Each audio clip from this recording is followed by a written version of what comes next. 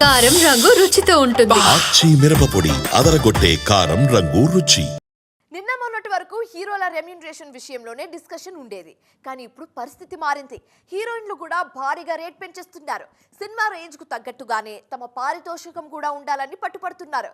గత చిత్రానికి తీసుకున్న నంబర్స్కు ఏమాత్రం సంబంధం లేని రేంజ్లో ఉన్నాయి హీరోయిన్ల డిమాండ్స్. నార్త్ సినిమాలో ఫుల్ బిజీగా ఉన్న దీపికా పదుకొనె ఆ మూవీస్ కి పెద్దగా డిమాండ్స్ లేకుండానే పేమెంట్ తీసుకుంటున్నారు. కానీ మరోసారి డార్లింగ్ తో జోడీ కట్టేందుకు మాత్రం భారీ పే చెక్ కావాల్సిందే అని పట్టుబట్టారట ఈ బ్యూటీ. ప్రెజెంట్ 10 కోట్లకు కాస్త అటు ఇటుగానే పారితోషికం అందుకుంటున్నారు దీపిక. కానీ స్పిరిట్ సినిమాకు మాత్రం 20 కోట్లు ఇవ్వాల్సిందే అంటున్నారట ఈ బ్యూటీ.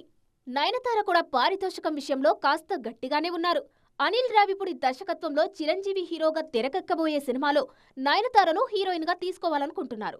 అయితే ఈ సినిమాలో నటించేందుకు నయన్ 18 కోట్లు డిమాండ్ చేశారన్న ప్రచారం జరిగింది.